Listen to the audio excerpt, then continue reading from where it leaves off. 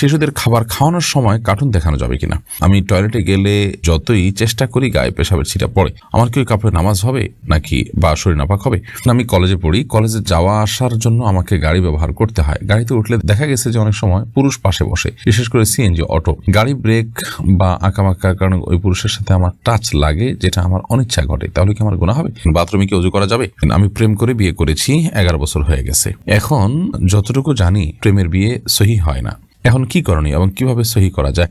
মাসিক অবস্থায় মেয়েরা কি আজানের জবাব দিতে পারবে? নামাজ পড়ার সময় একই রুমে মোবাইলে অন্য কেউ যদি গান শুনে, তাহলে কি আমার নামাজ হবে? আমি নতুন বাড়ি করেছি, এখন নতুন বাড়িতে উঠতে কি মিলাদ দিতে হবে? মাহনাজ আখতার আপনি লিখেছেন, মাসিক অবস্থায় মেয়েরা কি আজানের জবাব দিতে পারবে? পারবে। মাসিক অবস্থায় আজানের জবাব দেওয়াতে কোনো অসুবিধা নেই। দুরুদ, জিকির, দোয়া, এগুলো সবগুলোই আপনি মাসিক অবস্থায় করতে পারবেন। দিনই পুস্তক পড়া ইত্যাদি আপনি করতে পারবেন।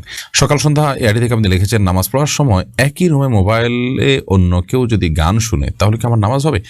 আপনার নামাজ তো হয়ে যাবে মানে আক্ষরিকভাবে, কিন্তু আপনার নামাজের মনোযোগ নষ্ট হয়ে যাবে। সেজন্য নামাজের মনোযোগ নষ্ট হতে পারে এমন কোনো জায়গায় আসলে নামাজ পড়া উচিত নয়, জায়েজ নয়। এবং যিনি এই কাজটি করছেন তার জন্য এটি জায়েজ হবে না যে তিনি একজন নামাজি ব্যক্তি নামাজে ডিস্টার্ব করছেন, তার নামাজের ভিতরে মনোযোগ নষ্ট হতে পারে এমন কোনো কাজ করছেন, সেটি করা তার একেবারেই অনুচিত কাজ। জান্নাতুল মাহবুব লিখেছেন, মেয়েদের নেল পলিশ দেওয়া জায়েজ না, কিন্তু পিরিয়ড চলাকালীন সময় কি নেল পলিশ নখে দেওয়া যাবে? মেয়েদের নেল পলিশ যদি দেয় তাহলে সেক্ষেত্রে ওযু করতে অসুবিধা হয়, গোসল করলে গোসল হবে না, সেজন্য এটি না জায়েজ। কিন্তু পিরিয়ড চলাকালীন সময় তো আর ওযু আর গোসলের ব্যাপার নেই, অতএব এই সময়টাতে নামাজের ব্যাপার যেহেতু নেই, এই সময়টাতে তিনি চাইলে দিতে পারেন নেল পলিশ, কোনো অসুবিধা নেই। আহমেদ প্রধান আপনি লিখেছেন, স্ত্রীকে স্ত্রীর মাসিকের সময় রাতে একসাথে ঘুমানোর পর কি সকালে ফজর নামাজ পড়া যাবে? কারণ সাথে থাকতে গেলে স্ত্রীর সাথে বডির টাচ লাগবেই। স্ত্রীর সাথে বডির টাচ লাগলে কোনো অসুবিধা নেই। মাসিক অবস্থায় আপনার স্ত্রীর সাথে আপনার বডির টাচ লাগলে যে আপনি নাপাক হয়ে যাবেন এবং আপনার গোসল ফরজ হবে, ব্যাপারটা কিন্তু সেরকম নয়। অতএব সেটি ভিন্ন বিষয় যে আপনি যথাসম্ভব নিজেকে আপনার যদি নাপাক লাগার সম্ভাবনা থাকে তাহলে সেক্ষেত্রে সেখান থেকে বেঁচে থাকবেন, বাট একসাথে শোয়াতে কোনো অসুবিধা নেই। ইয়াহিদ আহমেদ আপনি লিখেছেন, আজানের জবাব না দিলে কি গুনাহ হয়? আজানের জবাব দুইভাবে হয়। একটা হলো আজানের জবাব হয় মৌখিকভাবে, আর হলো আজানের জবাব হয় প্রকৃতভাবে, অর্থাৎ সরাসরি শারীরিকভাবে। মৌখিকভাবে আজানের জবাব হলো মুয়াজ্জিন যা বলেছেন তার সাথে বলা, এই বলাটা মুস্তাহাব, এটি না দিলে কোনো গুনাহ হবে না। কিন্তু আজানের জবাব যেটা শারীরিকভাবে দিতে হয়, ধরুন মুয়াজ্জিন সাহেব আজান দিলেন, দেওয়ার পরে শারীরিকভাবে জবাব দেওয়া মানে হলো আপনি সে আজানের জবাব দিয়ে মসজিদে যাবেন এবং হাজির হবেন।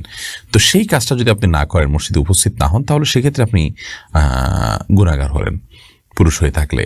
তাহলে সেক্ষেত্রে আজানের এই জবাব দেওয়াটা, অর্থাৎ শারীরিকভাবে উপস্থিত হয়ে যে জবাবটা, সেই জবাব দেওয়াটা আমাদের জন্য আবশ্যক। সেটা না করলে আমরা গুনাহগার হয়ে যাব।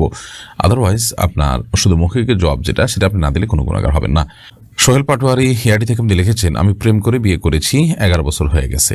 এখন যতটুকু জানি প্রেমের বিয়ে সহি হয় না। এখন কি করণীয় এবং কিভাবে সহি করা যায়?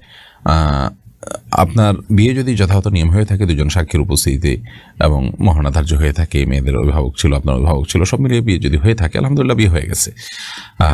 কিন্তু আপনি বিবাহের আগে যে অবৈধ সম্পর্ক করেছিলেন সেটার জন্য আল্লাহর কাছে মাফ চাইবেন, লজ্জিত হয়ে তওবা করবেন এবং ভবিষ্যতে কোনোদিন আর বিবাহকৃত সম্পর্ক কারোর সাথে করবেন না, সে মর্মে ইস্তেগফার উভয় করবেন। ইনশাআল্লাহ বিদিন এটি আপনাদের সেই পাপ বা সে গুনাহ মাফ হওয়ার জন্য যথেষ্ট হবে। বাকি এখন বিয়ের পর আর নতুন করে আপনাদের কোনো কিছু করার নেই, তওবা এবং ইস্তেগফার করা ছাড়া। সুলতান আপনি লিখেছেন, বাথরুমে কি ওযু করা যাবে? বাথরুমে ওযু করা যাবে, তবে সেখানে বিসমিল্লাহ মুখে উচ্চারণ করবেন না, মনে মনে বলবেন।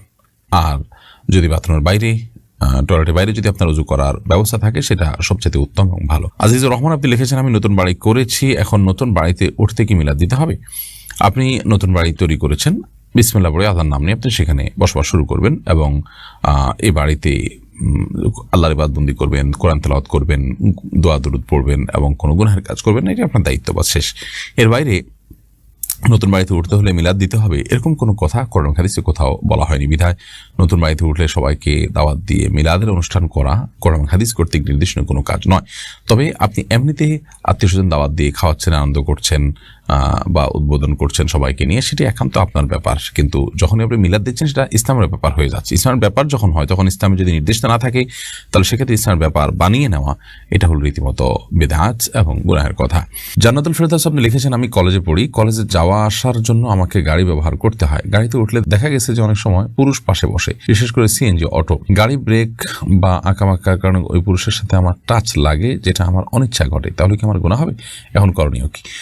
প্রথমত এ ধরনের পুরুষের সাথে একজন পরনারী পাশাপাশি না বসা উচিত।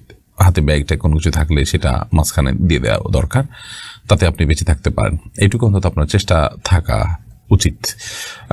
এবং অনিচ্ছাকৃত এরপরও যদি ব্রেকের কারণে আপনার টাচ হয়ে যায় তাহলে সেক্ষেত্রে ইনশাআল্লাহ গুনাহ হবে না, কিন্তু নিজের সর্বোচ্চ চেষ্টা থাকতে হবে যাতে করে পর্দার খেলাফ না হয় এবং তার শরীরে স্পর্শ না হয়। ফারজানা ফারজু এডি থেকে দেখেছেন, আমি টয়লেটে গেলে যতই চেষ্টা করি গায়ে পেশাবের ছিটা পড়ে, আমার কি ওই কাপড়ে নামাজ হবে নাকি বা শরীর নাপাক হবে? যদি আপনার টয়লেটে আপনার গায়ে পেশাবের ছিটা আসে, সেই ছিটাগুলো যদি ওই যে শুয়ের আগায় যতটুকু পানি পড়ে এই টাইপের ছিটা, তাহলে সেক্ষেত্রে আপনার এর কারণে কোনো চিন্তা করার কোনো কারণে, এর কারণে আপনার শরীর বা কাপড়ে লাগলে সেটা নাপাক হবে না, কারণ এটি মানুষের সাধ্যের বাইরে এটুকু থেকে বেঁচে থাকা। তবে আপনি যদি দাঁড়িয়ে পেশাব করেন তাহলে সেক্ষেত্রে এই ধরনের ছিটা পড়ার সম্ভাবনা বেশি থাকবে, বসে পেশাব করলে এটার সম্ভাবনা কম থাকবে। সতর্ক থাকবেন সর্বোচ্চ, কারণ কবর আযাবের অন্যতম কারণ হলো পেশাব থেকে পবিত্র ভালো করে না হওয়া। আমাদেরকে মাফ করুন।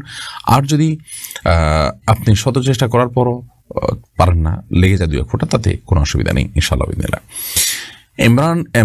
ইমরান আলী আপনি লিখেছেন, শিশুদের খাবার খাওয়ানোর সময় কার্টুন দেখানো যাবে কিনা? খাবার খাওয়ানোর সময় যদি আপনি কার্টুন দেখান, কার্টুনগুলোতে ম্যাক্সিমামই আজকাল মিউজিক থাকে। এই যে মিউজিক থাকে সেজন্য কিন্তু এই ধরনের কার্টুন দেখা বাচ্চাদেরকে দেখানো জায়েজ নয়, গুনাহের কথা। কারণ আপনি সেখানে মিউজিকের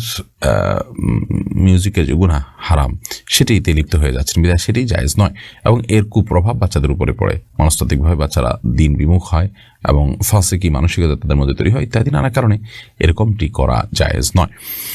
আর যদি সেখানে মিউজিক না থাকে কিংবা সাউন্ড বন্ধ করে নেন, সেখানে অশ্লীল কোনো কিছু না থাকে, তাহলে এটা নাজায়েজ বা হারাম হবে না, বাট সন্তানের জন্য চোখের ক্ষতি, ব্রেনের ক্ষতি নানা দিক থেকে, সেজন্য এটি না করা উত্তম এবং ভালো।